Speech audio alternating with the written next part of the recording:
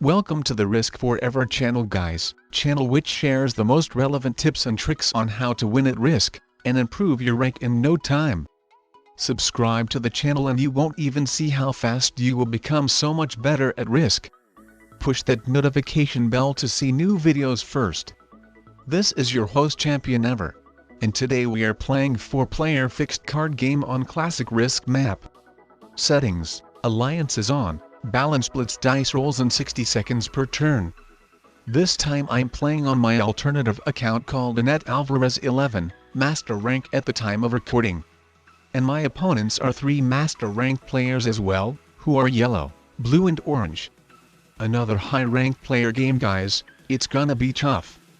Wish me best of luck and let's hope for the best. We are going back to our roots. No Australia, no win guys. If you don't get Australia, you won't win.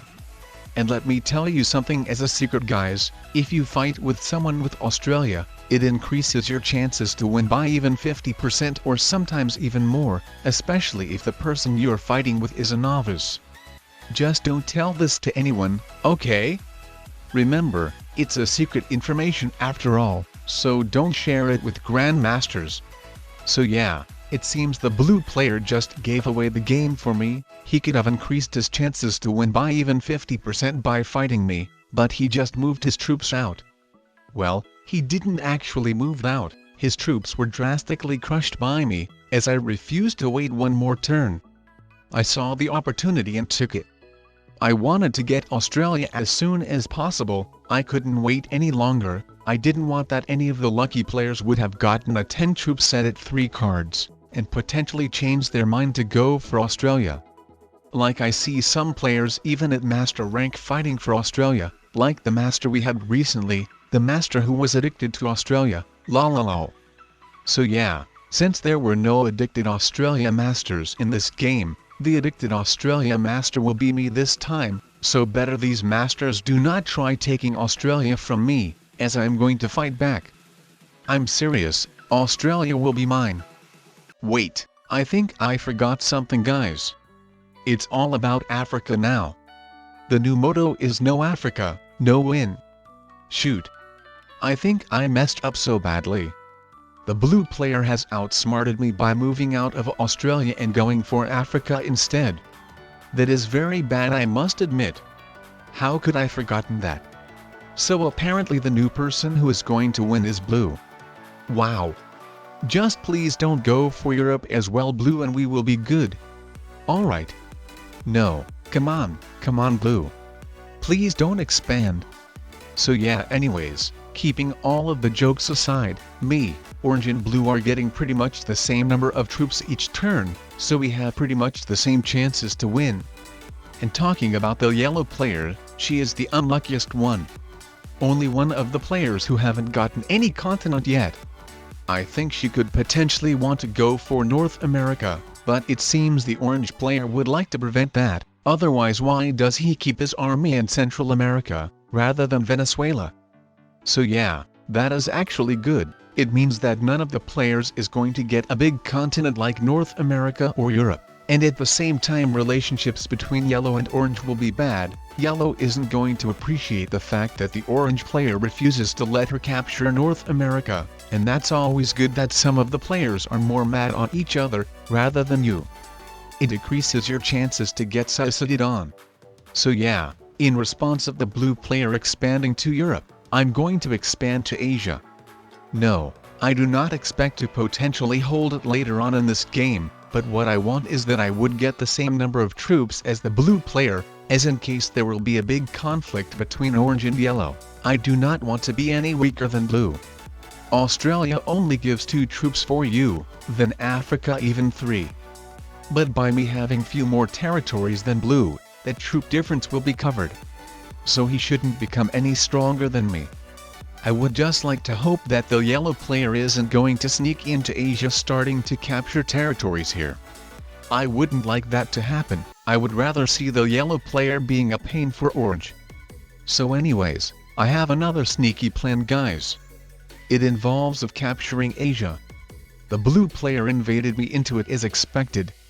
But instead of leaving his army in the territory of Middle East, he pulled his army back.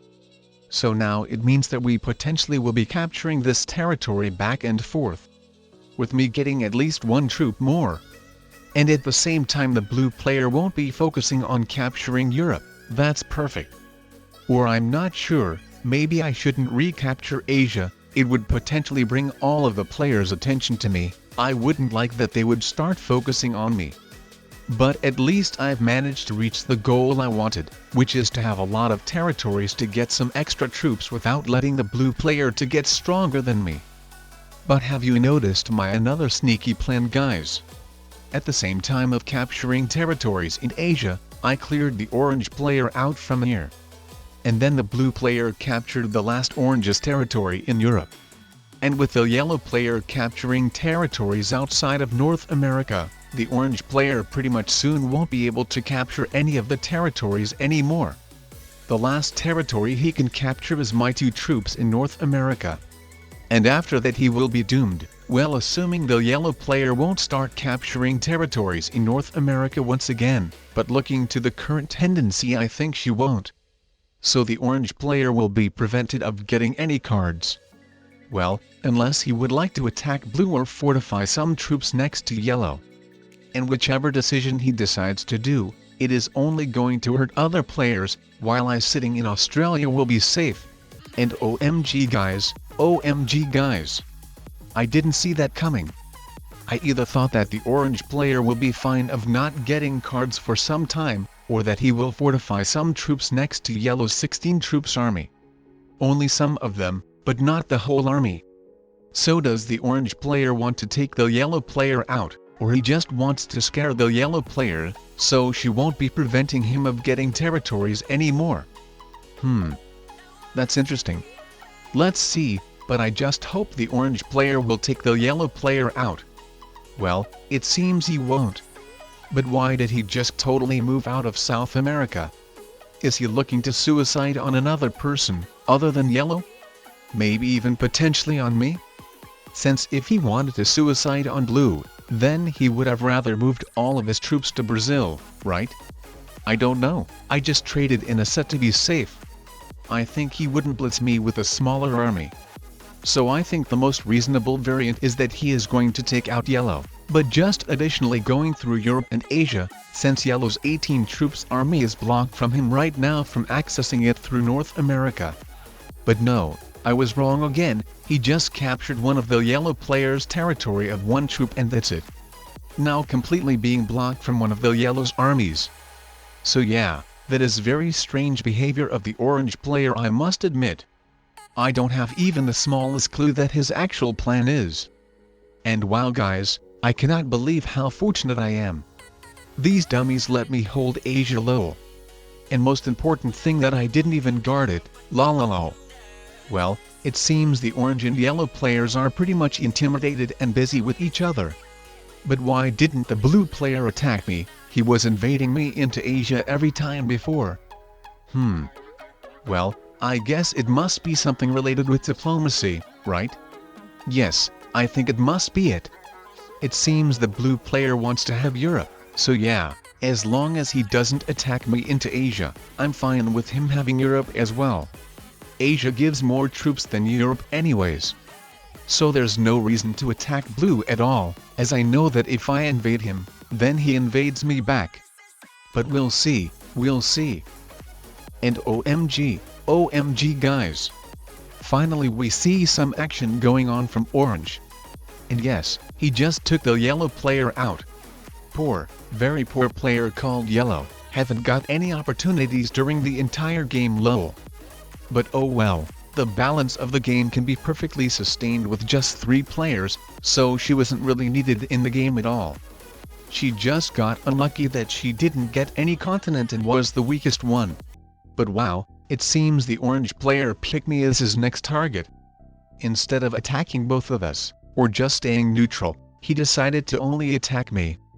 Well, on the other hand, it would have been stupid for him to attack blue, as differently than me. He could easily invade orange's continents.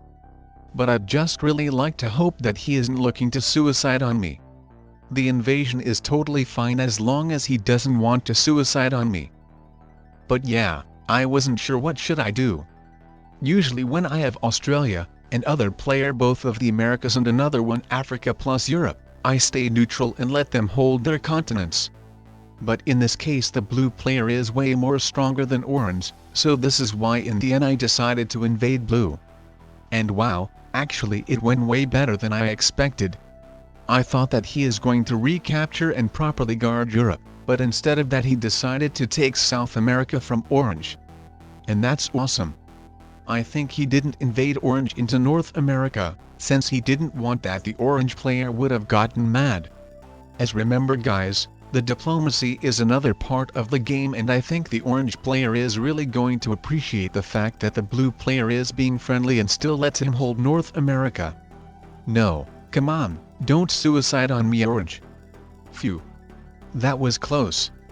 I really thought the orange player was going to suicide on me lol. But why did he unleash my biggest army?